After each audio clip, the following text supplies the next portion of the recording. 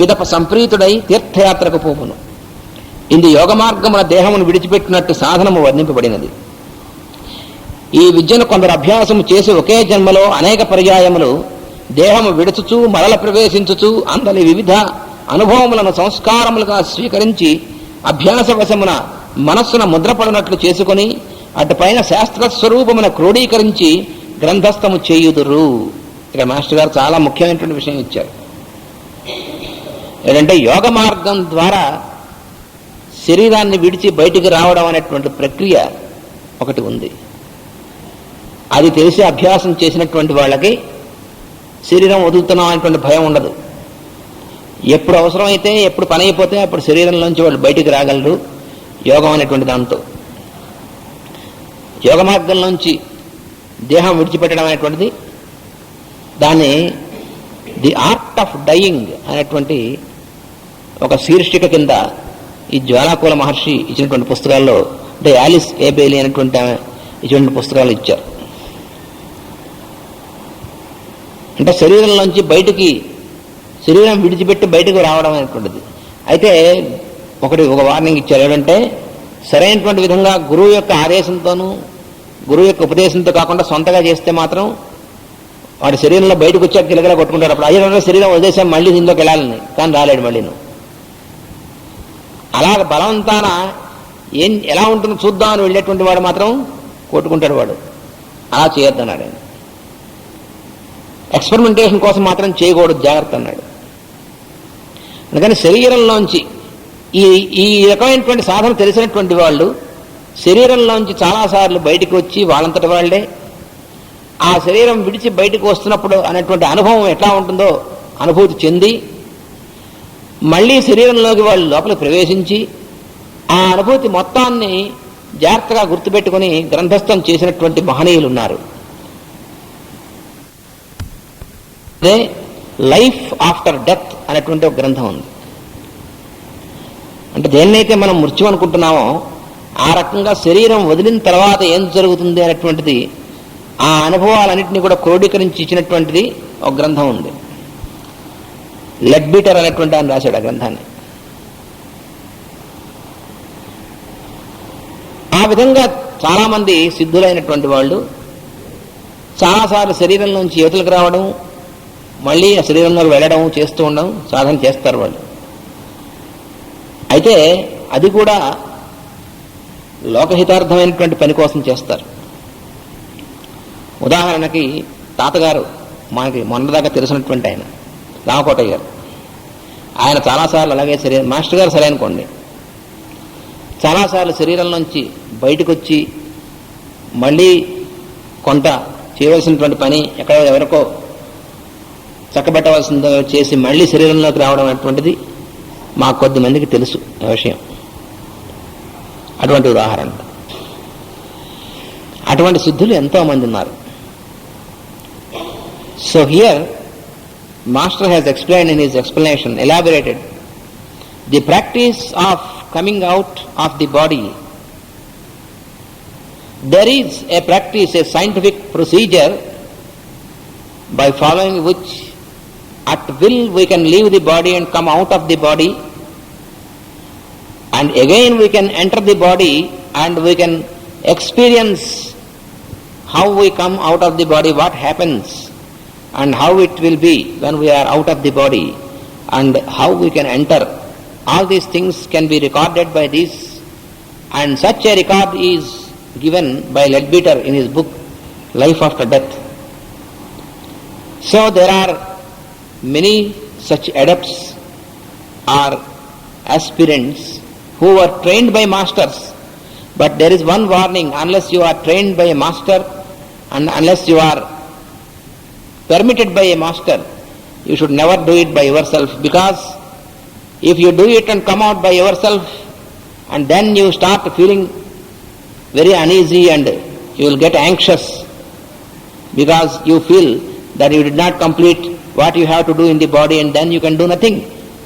Then you will forget how to come into again, and then you will dwell in the astral plane for a long time hanging. This is the danger.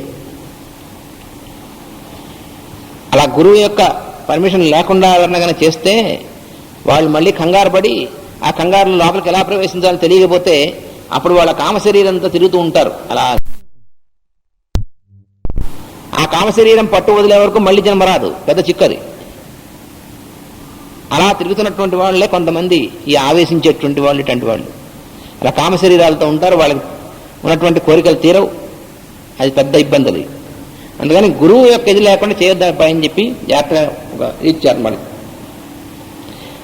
మరికొందరు దేహము విడిచి తను తాను జ్ఞప్తియందు ఉంచుకొనుంట అభ్యసించి అందు సిద్ధులై పిదప రాబోవు జన్మలన్నీ ఒక్కరుగానే అనుభవింతురు.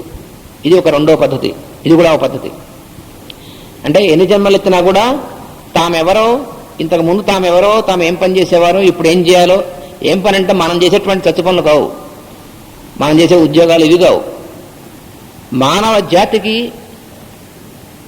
అంతేకాకుండా సమస్త జీవులకు వాళ్ళ ఎందుకు చేయవలసినటువంటి పని తాము ఏం చేయాలో అది గుర్తుండి తమ కర్తవ్యాన్ని నిర్వహించడం కోసం మళ్లీ జన్మలలో కూడా ఆ పనినే పూర్తి చేస్తూ అలా గుర్తున్నటువంటి వాళ్ళు అన్ని జన్మల్లోనూ కూడా తెలిసినటువంటి వాళ్ళు కొంతమంది, వాళ్ళే మనం మాస్టర్స్ మొదలైనటువంటి వాళ్ళు. దీని సహాయమున శతాబ్దముల సహస్రాబ్దముల తరబడి ఒకే కార్యసాధనలో ఉండగలుగుట సిద్ధించును. శతాబ్దాలు, ఎన్ని శతాబ్దాలైనా సరే, ఎన్ని జన్మలెత్తినా కూడా ప్రతి జన్మలోనూ కూడా ఎన్ని జన్మల్లోనూ వాళ్ళెవరిలో వాళ్ళకి తెలుసు, వాళ్ళ పేరేమిటో వాళ్ళకి తెలుసు, వాళ్ళు చేస్తున్నటువంటి పని ఎంతవరకు చేశారో, మళ్ళీ ఎక్కడి నుంచి మొదలెట్టారో తెలుసు. అలా తెలిసినటువంటి వాళ్ళు వాళ్లే ఋషులైనటువంటి వాళ్ళు. ఋషులలో చాలా మంది ఇట్టివారే. 1000 సంవత్సరములు సత్రయాగం చేయుటకు నైమిసారణ్యమున చేరిన వారిలో చాలా మంది ఇట్టివారే. పురాణాలు చూస్తూ ఉంటాం, నైమిసారణ్యంలో సహస్ర సత్రయాగాలని ఉంటాయి.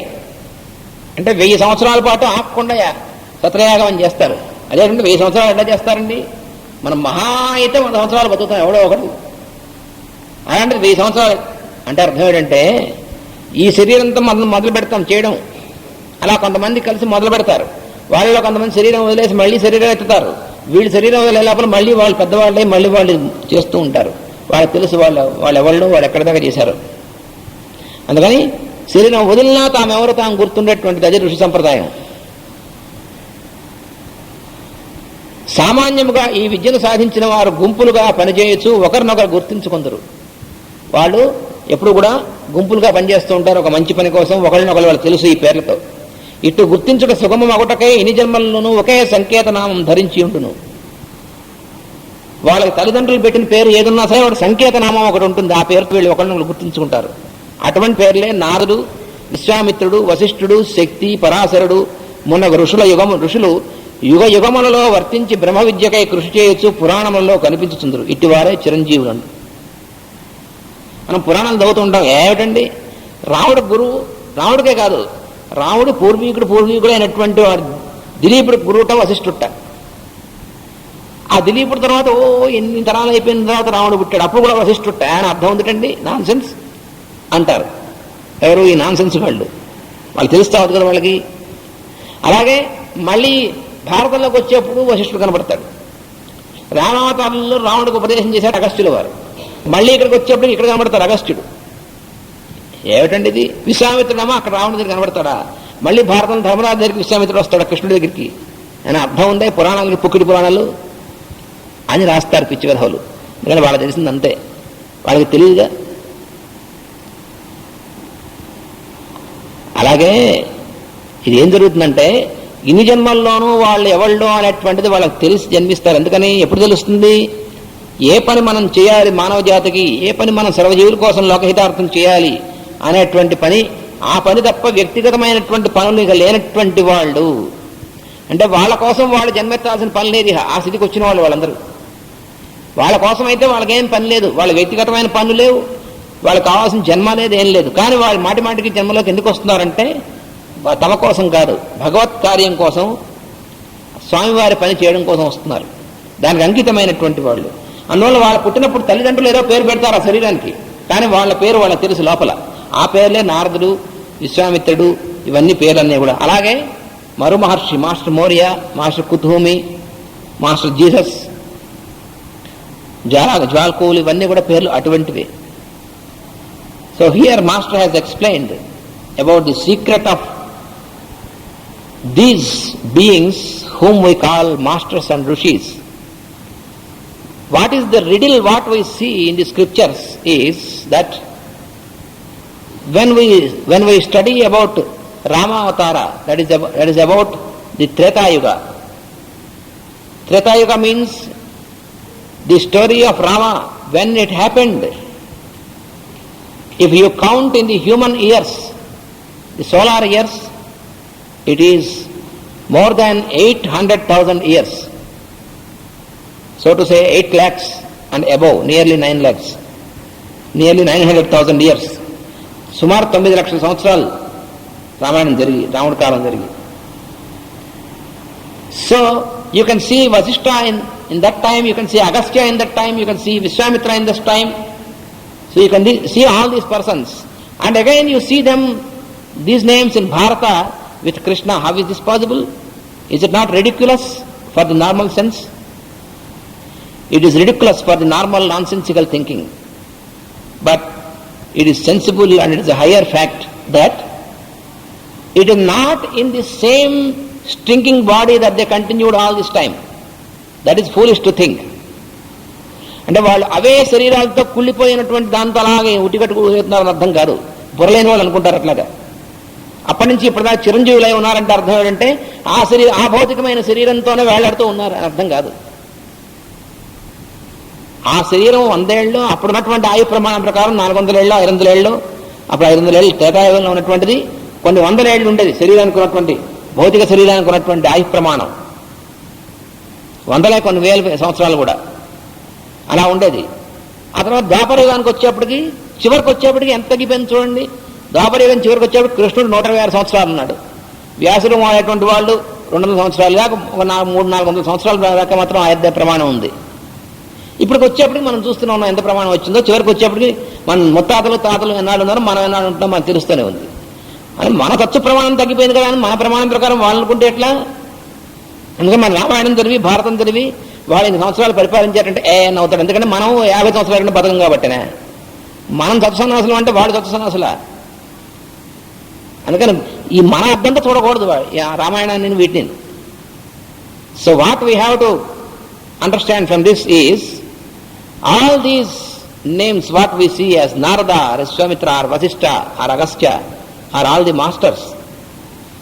They take again and again new bodies, and whenever they take a new body, they were given some name by the parents for that body, but yet they remember themselves by the symbolic name, the one name through all these births.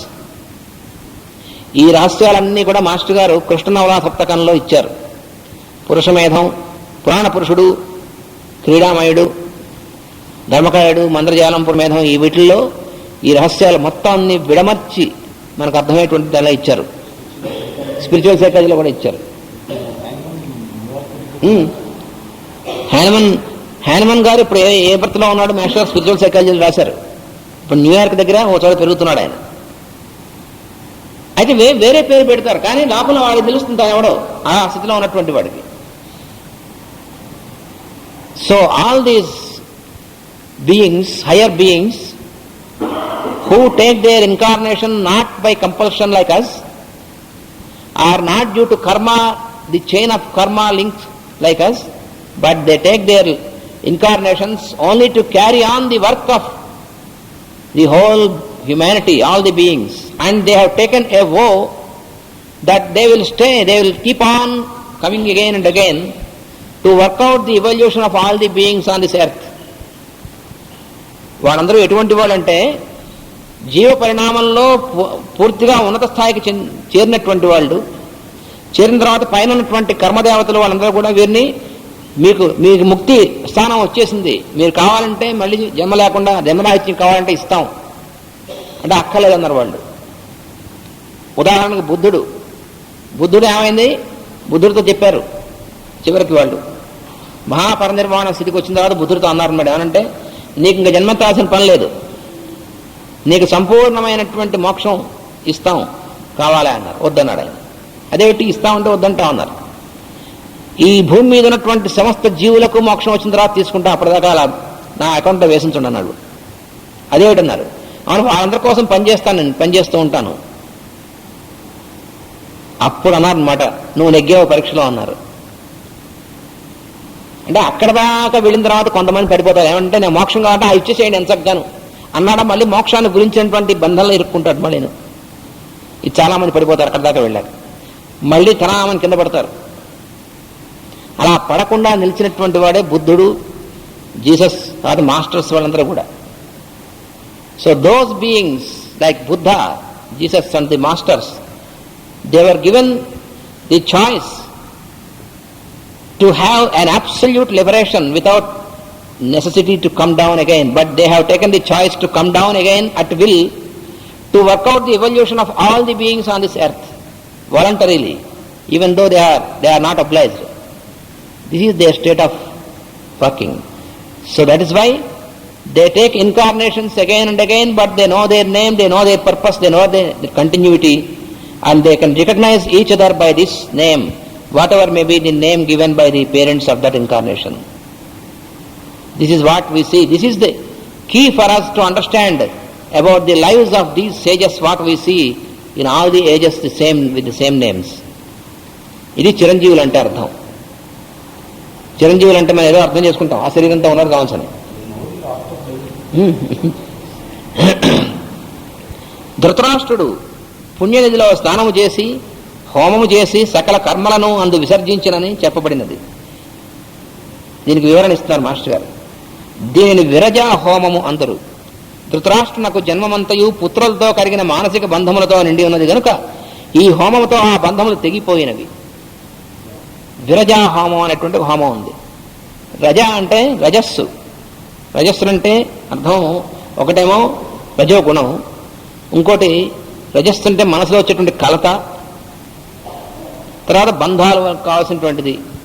ఇది పోవాలంటే విరజాహోమం చేస్తే ఈ బంధాలన్నీ తెగిపోయేవి ధృతరాష్ట్రుడికి. అప్పటిదాకా కూడా మామకాహ అంటున్నాడు, అప్పటికి మామకాహ అనేటువంటిది పోయింది హోమం చేయడంతో. So there is a special ritual which was taken by this blind king after he reached this place, and the name of this ritual is Viraja.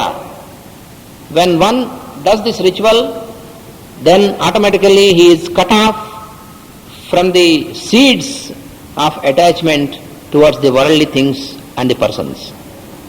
Till then he was having his attachment, his mind was still attached to the dead sons, but after this ritual he is completely free from all these attachments.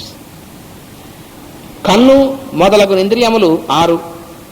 ఇందు పంచేంద్రియములు కాక మనస్సును కూడా ఇంద్రియముగా పేర్కొనబడినది. దీనిని అంతరింద్రియం అందరు. పంచేంద్రియములలో పనిచేయు ఒకే ఇంద్రియం ఇది. ధారణాయోగమనగా విష్ణుభావన ధరించి యోగాభ్యాసము చేయుట. ఇది లేని అష్టాంగ యోగము సిద్ధి పొందదని భాగవత మతము. దీనిని మైత్రేయుడు విదురునకు ఉపదేశించెను.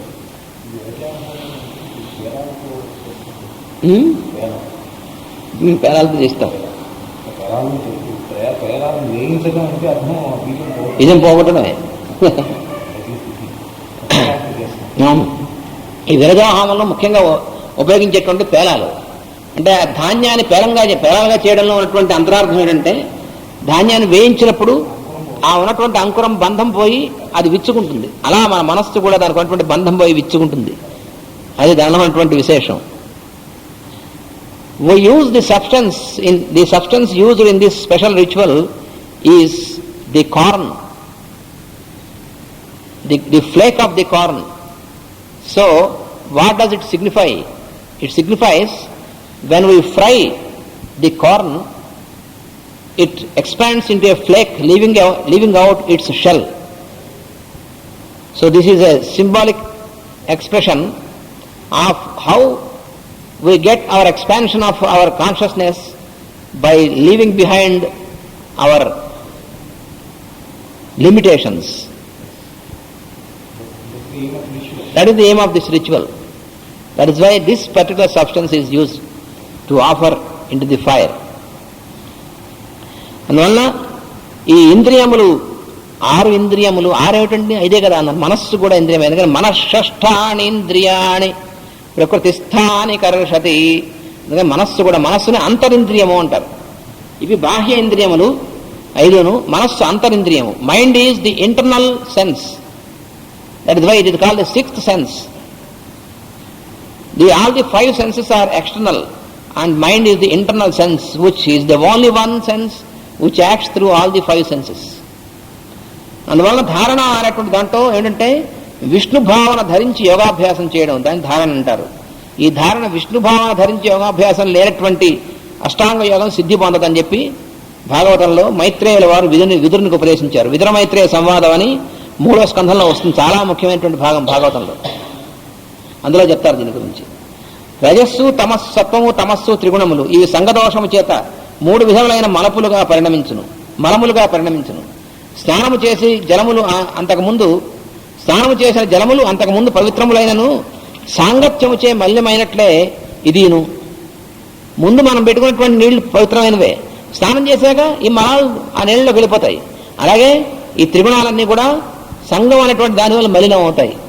So all these 3 qualities, the activity, inertia and poise, all these 3 are pure by themselves in the beginning, but they get impure because of their attachment. Like the water, even though it is pure before, but after we have taken a shower, then the water which comes out is not pure anymore because it contains the impurities of our body.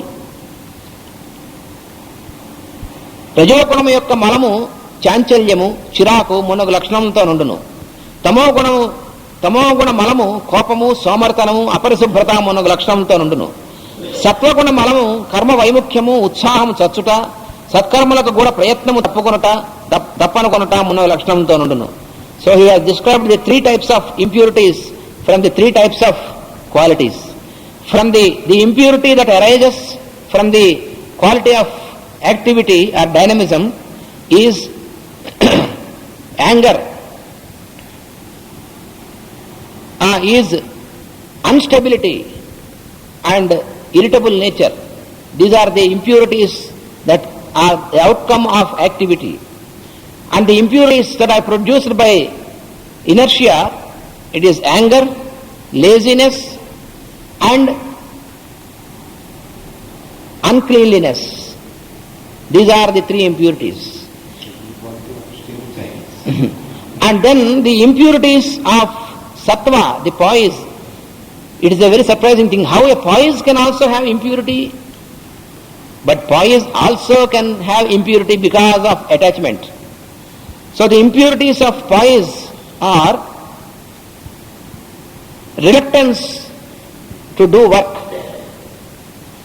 and lack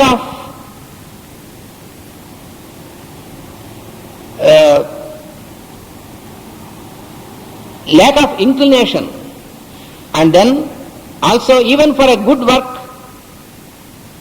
lack of inclination for even a good work.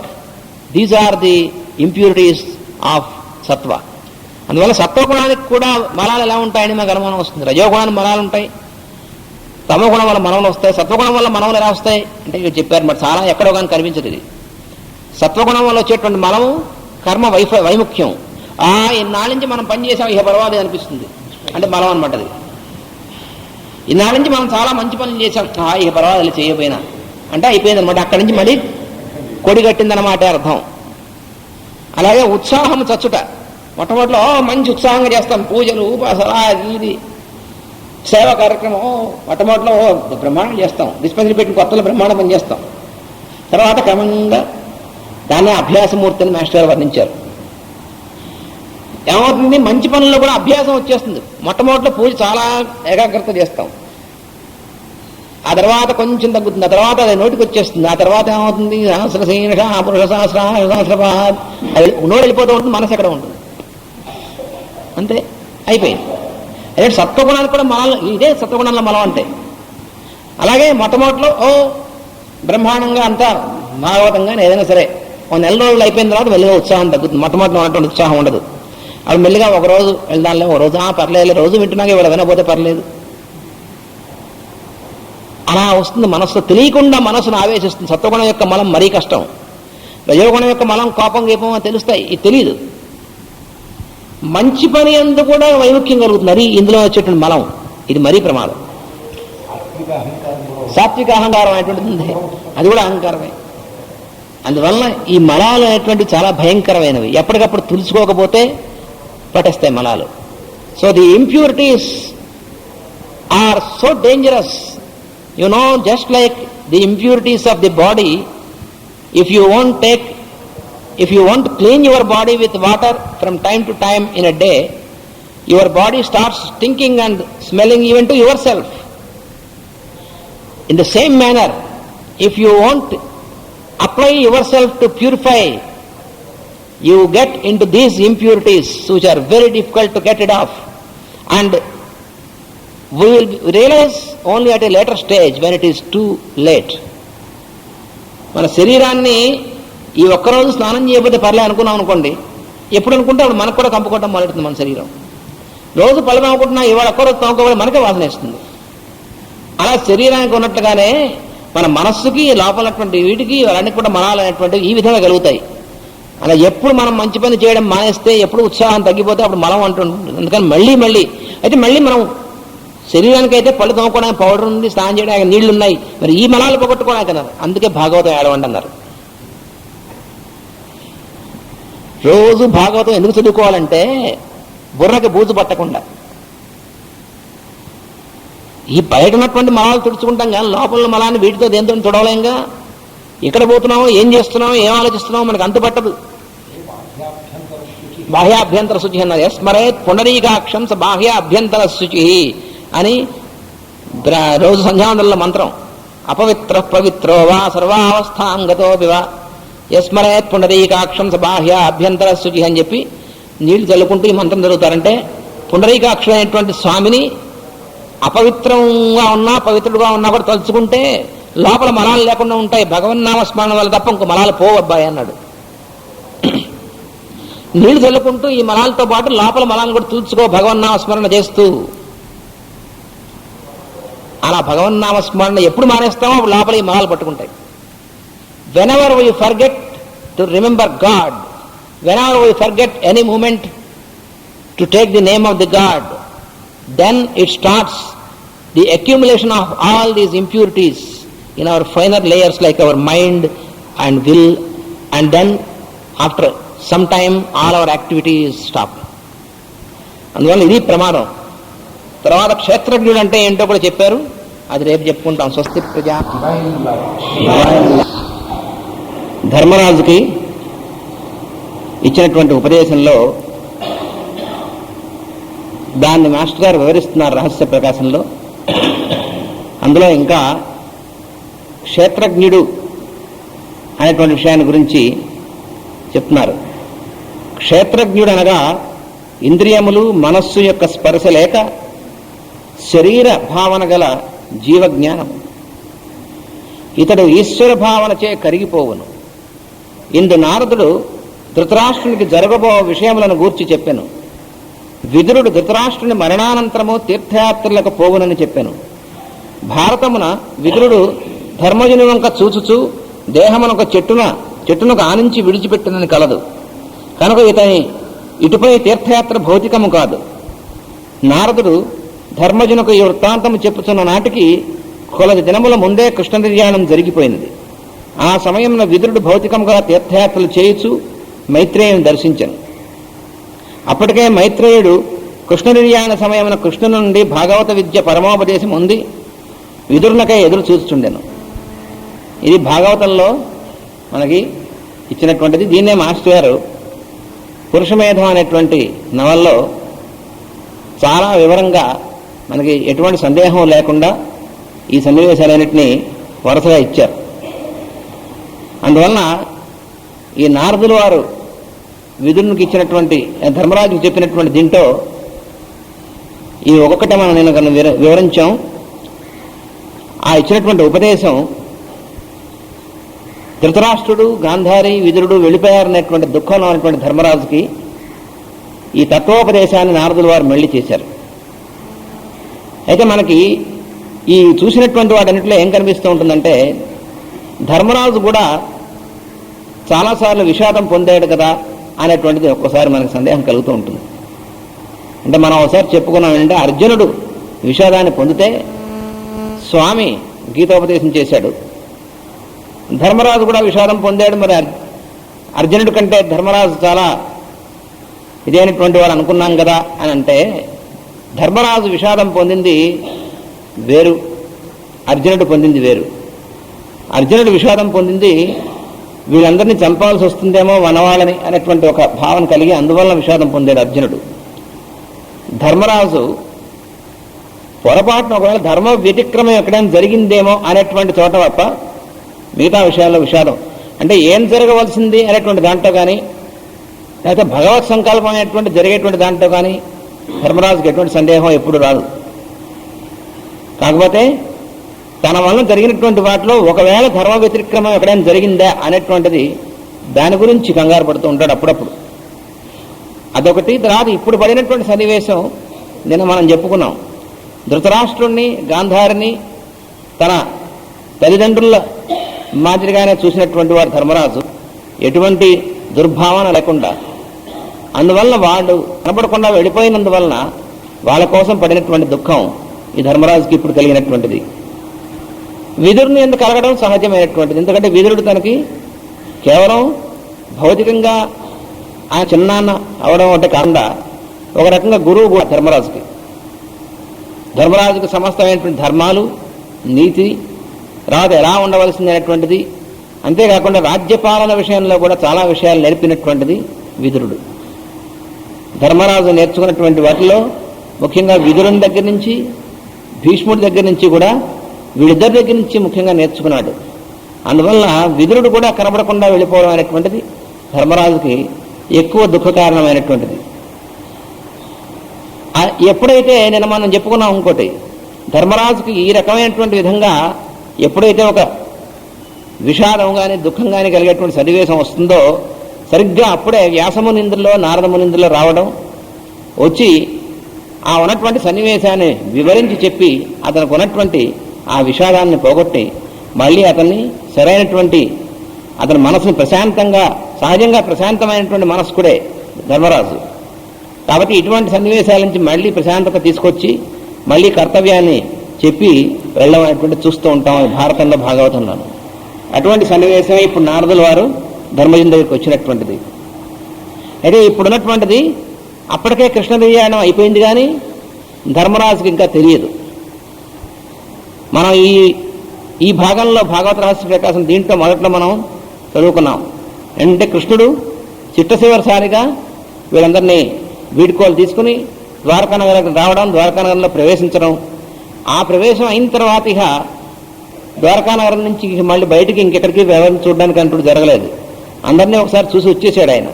అనుగ్రహించాల్సినటువంటి వాళ్ళందరినీ ఒకసారి చూసి వాళ్ళందరికీ భౌతికమైనటువంటి తన దివ్యమంగళ రూపాన్ని ఒకసారి చూపించేసి వచ్చేసాడు చిట్ట చివరిగా.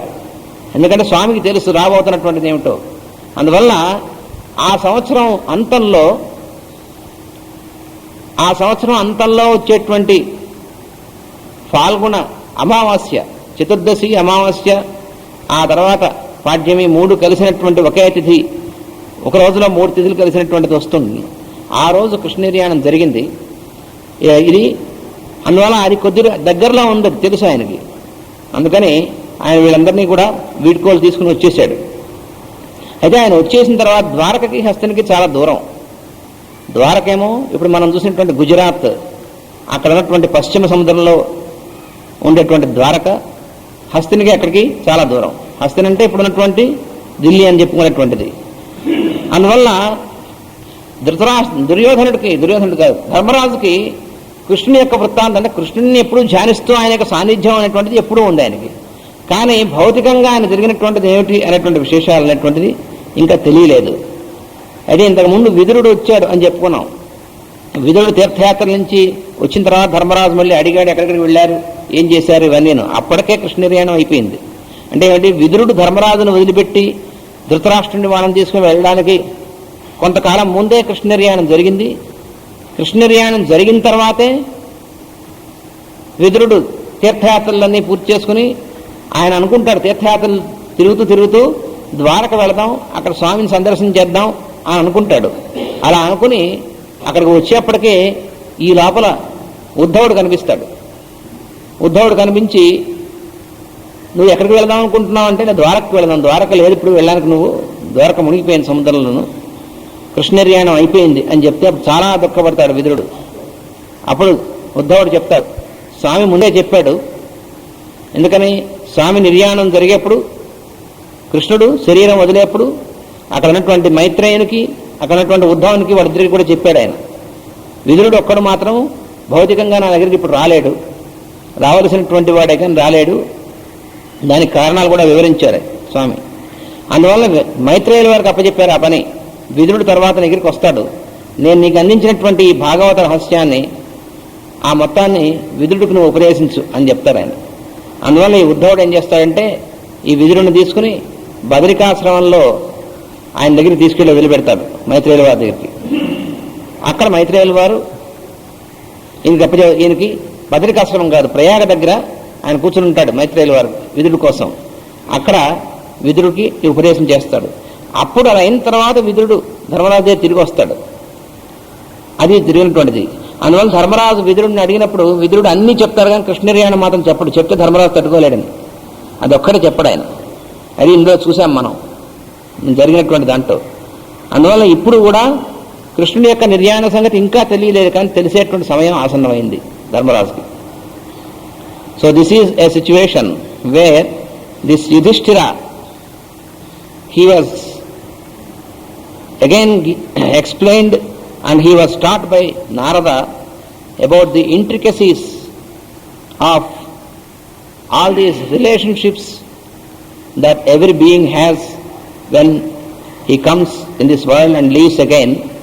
What we have seen yesterday, he has explained all about the three qualities and the impurities that are produced by these three qualities, and how to get out of these impurities. And then he explained about the mind and the senses, and without being tainted by these, how the indweller can keep himself pure by keeping always in tune with God consciousness. So these are the teachings given by Narada to this King Yudhishthira to put him in poise once again, and also because after this Yudhishthira will know about the physical departure of Lord Krishna, which is a very difficult thing for him to bear. So he was prepared mentally by Narada so that he can withstand the shock of this news of the passing away of Lord Krishna. And thus, after this Narada departed, he left him, and then we will see what are the next sequences are. అని విదురాదుల వృత్తాంతం బంతయో ధర్మనందనకు ఎరింగించి తుంబుర సహితుండైన నారదుండు స్వర్గంబునకు నిర్గమించిన వెనుక ధర్మజుండు భీముని చూచి ఇట్లనియే. ఒక కాలంబున బండు నౌషధి చెయ్యము, వేరొక కాలమున బండకుండునండ్రు.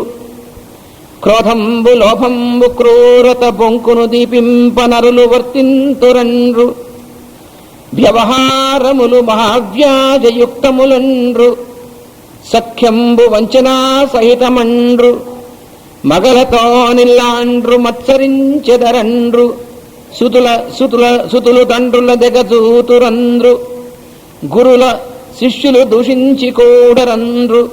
శాస్త్ర మార్గములివ్వియు జాగవండ్రు. న్యాయ పద్ధతి బుధులైన నడవరండ్రు.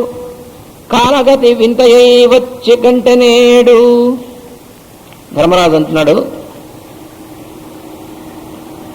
ఓషధులు, అప్పుడు ధర్మరాజు భీముడితో అంటున్నాడు అనమాట. ఏమంటే ఓషధులు ఒక కాలమున నుండి పండి ఇంకొక కాలమున పండకుండానున్నవి. ఓషధులు అంటే అర్థం ఏంటంటే మందులని అర్థం కాదు. ఇప్పుడు ఓషధులు అంటే మందులు అనేటువంటి ఒక రూఢి అర్థం ఇప్పుడు వచ్చేసింది. కానీ ఓషధులు అంటే అర్థం ఏంటంటే సంవత్సర పంటలు, అంటే వరి, గోధుమ మొదలైనటువంటి పంటలు ఏవైతే ఉన్నాయో అది సంవత్సరం అయిపోగానే ఆ పంట తీసేసిన తర్వాత ఆ మొక్కలు తీసేస్తాం, మళ్ళీ విత్తనాలు వేస్తే మళ్ళీ పంట వచ్చేటి, వీటిని ఓషధులు అంటారు. ఓషధులు అనేటువంటి ఒకటి వనస్పతులు, ఇలా రకరకాలైనటువంటి ఒక క్లాసిఫికేషన్ అనేటువంటిది ఉంది మొక్కల్లో. అందువలన ఔషధులు ఈ కాలంలో పండే అనుకోండి, పండితే మళ్ళీ వచ్చేసారి మళ్ళీ వేసినప్పుడు మళ్ళీ పండుతాయి. సహజమైనటువంటిది, ప్రకృతి సామాన్యమైనటువంటి విషయం అన్నమాట ఇది. కానీ ఇప్పుడు ధర్మరాజు అంటున్నాడు భీముడితో, నాయనా ఈ ఔషధులు ఇప్పుడు పండాయి కదా అని మళ్ళీ మనం అదే ప్రకారంగా వేస్తే మళ్ళీ పండడం మానేస్తున్నాయి, మానేస్తాయట వచ్చేటువంటి కాలంలో. అంటే కలికాలం అని అంటారు. ఈ కలికాలానికి ఉన్నటువంటి లక్షణాలు పెద్దలు ఇలా చెప్పారు, అప్పుడే ఆ లక్షణాలు కనబడుతున్నాయ్యా అని భీముడితో ధర్మరాజు అంటున్నాడు. ఔషధులు ఒక కాలమున పండి ఇంకొక కాలమున పండకున్నవి. అప్పుడే మొదలైంది. ఎందుకంటే కృష్ణ నిర్యాణం ఎప్పుడైతే అయిందో ఆ రోజు నుంచే కలియుగం మొదలు. ఎందుకంటే అది కొత్త సంవత్సరం ఆది కృష్ణ నిర్యాణం. పాత సంవత్సరం యొక్క అమావాస్య అయిపోయి ఆ రోజే పాడ్యమి, ఆ రోజు సూర్యగ్రహణం, ఇవన్నీ కూడా ఉన్నాయి. మన పురుష మేధంలో దీని యొక్క వివరణ అంతా ఉంటుంది. ఆ రోజు నుంచి కొత్త సంవత్సరం మొదలు, అక్కడి నుంచే కలియుగం మొదలు. అందువల్ల కృష్ణ నిర్యాణం జరిగిపోయి కలియుగం రాగానే కలియుగం యొక్క ఛాయలు ముందే కృష్ణుడు భౌతికంగా ఉన్నప్పటికే కొంతవరకు కనిపించడం మొదలుపెట్టాయి. అయితే ఆయన యొక్క మంత్రజాలం అనేటువంటి శక్తి వల్ల కలి యొక్క ప్రభావం ఇంద్రజాలం పనిచేయలేదు. కానీ కృష్ణుడి నిర్యాణం అయిపోయి కలియుగం మొదలైనప్పటి నుంచి కలియుగం లక్షణాలన్నీ కూడా బాగా కనిపిస్తున్నాయి. So here this king Yudhishthira is explaining about some of the omens that indicate the starting of Kali Yuga to his brother Bhimasena. First of all, what he has observed is that the crops, like the yearly crops what all we have, when it is quite natural, normal way, then when we take off the crop for this year, next year when we put the seeds again we have the crop as usual. But one of the indications of Kali Yuga is there is an uncertainty again for a new crop always. This is what quite well we are experiencing now.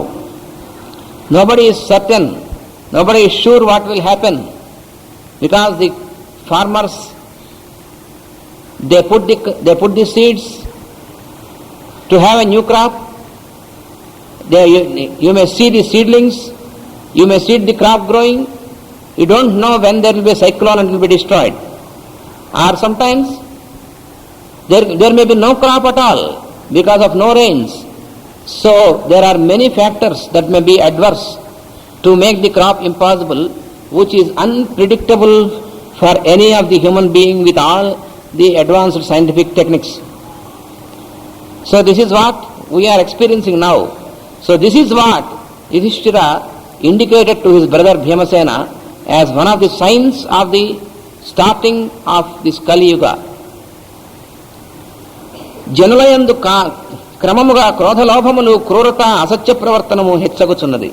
ఇది రెండవ లక్షణం కలియుగానికి.